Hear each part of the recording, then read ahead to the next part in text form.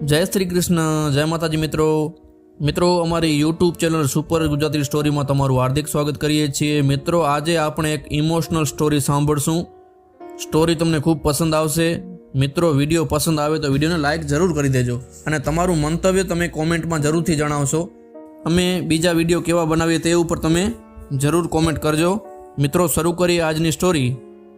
घरना उंबरे पहोंचता निर्मळाबेननो श्वास ऊपर नीचे थवा लाग्यो हतो। 71ની ઉંમરે પહોંચેલા તે હવે થાક્યા હતા। શરીરમાં નાની મોટી બીમારીઓએ ઘર કર્યું હતું। છેલ્લા 7-8 મહિનાથી તો તે અવારનવાર બીમાર રહેતા હતા। 20 દિવસની બીમારીમાંથી તે હમણાં જ સાજા થયા હતા।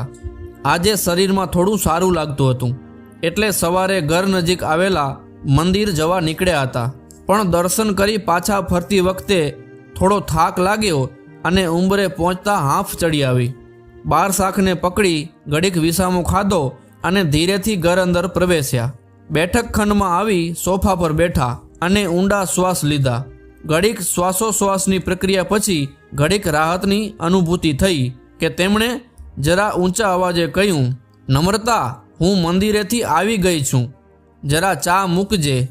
रसोडामां व्यस्त नम्रताए वळता जवाबमां मात्र हा कह्युं अने घरमां शांति छवाई गई। निर्मलाबेनना संतानमां एक ज पुत्र विवेक जे शहेरनी जाणीती कंपनीमां एकाउंटंटनी पोस्ट पर हतो। 7 वर्ष पहला तेना लग्न नम्रता साथे थया हता अने तेमने 6 वर्षनो पुत्र आशीष। सवारे 7 वाग्ये आशीष शाळाए जाए अने 9 वागता ज विवेक ऑफिस जवा निकળી जाए एटले घरमां नम्रता अने निर्मलाबेनने एकबीजानो सथवारो। पण नम्रता थोड़ी ओछा बोली एटले मोटा भागे घर में शांति छवायेली रहती। निर्मलाबेने पग टीपाई पर मूक्या अने घड़ीक आँखों बंद करी थोड़ी वार में नम्रता बैठक खंड में आवी अने बोली, मम्मी जी चा। निर्मलाबेने आँखों खोली पग नीचे मूक्या अने चानो कप हाथ में लीधो। चानी चूसकी लेवानी शरू कर्युं के तेमनी नजर टीपाई नीचेनी जाड़ी पर पुस्तकनी दाब हेठळ पड़ेला फॉर्म पर पड़ी। कुतूहलवश तेमणे फॉर्म उपाड्युं अने तेमने द्रांसको पड्यो। तेना पर लखेला शब्दो सद्भावना वृद्धाश्रम तेमना मननी दीवाल पर नहोर भरता होय तेम खूंच्या। मनमा प्रश्न थयो, वृद्धाश्रमनुं फॉर्म? मारो दीकरो अने वहू मने हवे त्यां मोकलशे? हईए पीड़ा उपड़ी, श्वासोश्वास ऊंचा चढ़्या। मनोमन चीसो पाड़ी अने पूछी लेवानुं मन थयुं, शुं संतानोनी कोई फरज नथी अमारा माटे? तेमणे फॉर्म पाछुं नीचे मूक्युं अने उतावळे पग रसोड़ा तरफ वाळ्या। नम्रता फोन पर बात करी रही हती। तेना शब्दों काने पड्या, आजे बपोरे ऑफिसमांथी रजा लई लेजो, जमीने आपणे वृद्धाश्रममां जता आवशुं। बधी ज फॉर्मालिटी आजे ज पूरी करी लेशुं, तमे जल्दी आवी जजो। तेना आ शब्दों निर्मलाबेनने ऊंडे सुधी घा कर्या। मनमा विचार आव्यो, आ तो पारकी जणी छे, पण मारो पुत्र पण ए ज ईच्छे छे। अने पीड़ानो श्वास अंदर खेंच्यो। धीमा पगे पोताना रूम तरफ वळ्या। दुभाती लागणीनो भार लई तेमणे रूममां पलंग पर लंबाव्युं। तकियानी कोरने भीनी करती तेमनी लागणीओ आंखोमांथी वही निकળી। तेमनी नजर दीवाल पर टींगाड़ेला जीवनलालना फोटाने जोई अने बोली उठी, तमे आ दुनियाने छोड़ी गया तो साथे मने पण लई जवी हती। मने कोना भरोसे छोड़ी गया?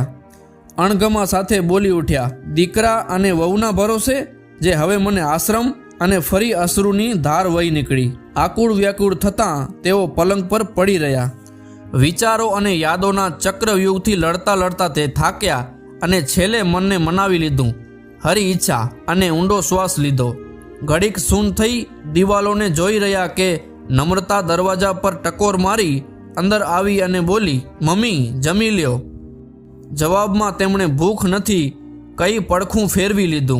नम्रताए थोड़ो आग्रह कर्यो पण तेओ मानी रह्या न हता। त्यां विवेक पण रूममां आव्यो अने बोल्यो, मम्मी जमी ले, पछी एक जरूरी कामथी अमने बहार जवुं छे। जरूरी काम शब्द तेमणे तीरनी जेम खूंच्यो। मनने मनावता कह्युं, कदाच आजे छेल्लो दिवस हशे मारो साथे जमवानो। तेमणे लागणीओ समेटी अने डाइनिंगनी खुरशी पर गोठवाया। नम्रता अने विवेकनी जमवामां उतावळ देखाती हती, पण निर्मलाबेनने जमवामां कोई स्वाद आवतो न हतो। દુભાતી લાગણીઓની કડવાશ મોઢામાં પેઠી હતી. જમ્યા પછી રસોડાનું કામ પતાવી નમ્રતા અને વિવેક બહાર જવા નીકળ્યા. જતાં જતાં નમ્રતાએ કહ્યું, મમ્મીજી, અમને પાછા વળવામાં કદાચ થોડું મોડું થશે. અને બંને જણા ઉતાવળે ઘર બહાર નીકળી ગયા. નિર્મલાબેનની નજર તેમને જતાં જોઈ રહી. મનોમન થયું, જુઓ તો માને આશ્રમમાં મૂકવાની કેટલી ઉતાવળ છે. અને ફરી પાંપણ ભીની થઈ. તેઓ બેઠક ખંડમાં આવ્યા અને આશીષને પોતાના ખોળામાં લઈ બેઠા. તેની પર અનેક ગણું વાલ વરસાવી રહ્યા હતા કે તેમની નજર ફરી એ ફોર્મ પર ગઈ. તેમણે ફોર્મ હાથમાં લીધું અને ફોર્મમાં લખેલું નામ વાંચી તેઓ સ્તબ્ધ થઈ ગયા. તેમણે આંખો બંધ કરી માથાને નકારના ભાવમાં હલાવ્યું અને એક ઊંડો શ્વાસ લીધો.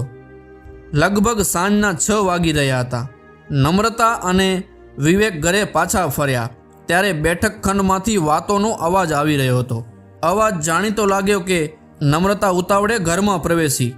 તેની આંખો સ્મિત સાથે જોઈ રહી અને બોલી, મમ્મી તું? નિર્મળાબેને કહ્યું, હા, દક્ષાબેનને મેં ફોન કરી બોલાવ્યા છે. વિવેકે તેમની સામે સ્મિત કર્યું. નિર્મળાબેનનો અવાજ જરા ભારી થયો. વિવેક સામે જોયું અને બોલ્યા, મેં માફી માંગવા બોલાવ્યા છે. વિવેક સ્તબ્ધ થઈ જોઈ રહ્યો. તેમણે વિવેકની આંખોમાં આંખો પરોવી અને ફરી બોલ્યા, તેમણે નમ્રતાને ઉચ્ચ સંસ્કાર આપ્યા છે કે તેમણે મને પોતાની માના રૂપમાં સ્વીકારી અને મારી સેવા કરે છે. પણ વિવેક, તને હું એવા સંસ્કાર આપી શકી નથી. તેની માફી માંગવા મેં તેમને બોલાવ્યા છે. તે ઘડીક અટક્યા અને ફરી બોલ્યા, નમ્રતાના પિતાજી ગુજરી ગયા અને તેમને સંતાનમાં એક જ દીકરી નમ્રતા છે. તો દક્ષાબેનને આશ્રમમાં રહેવા જવાનું? તારી જમાઈ તરીકેની શું કોઈ ફરજ નથી? વિવેકની નજર નીચી થઈ ગઈ. ભાવાવેશ નમ્રતા નિર્મળાબેનને જોઈ રહી. તેમણે નમ્રતા સામે જોયું અને પૂછ્યું, તું આ ઘરમાં 2 માની સેવા કરી શકીશ ને? વળતા જવાબે નમ્રતાના ચહેરા પર સ્મિત અને આંખોમાંથી આંસુ સરી પડ્યા. તો મિત્રો, આ હૃદયસ્પર્શી સ્ટોરી તમને કેવી લાગી? વિડીયો પસંદ આવ્યો તો વિડીયોને લાઇક જરૂર કરી દેજો અને મિત્રો કોમેન્ટ પણ જરૂર કરી દેજો તમને આ વિડીયો કેવો લાગ્યો. મળીશું એક આવી જ નવી સ્ટોરી સાથે. ત્યાં સુધી સૌને જય માતાજી, રામ રામ.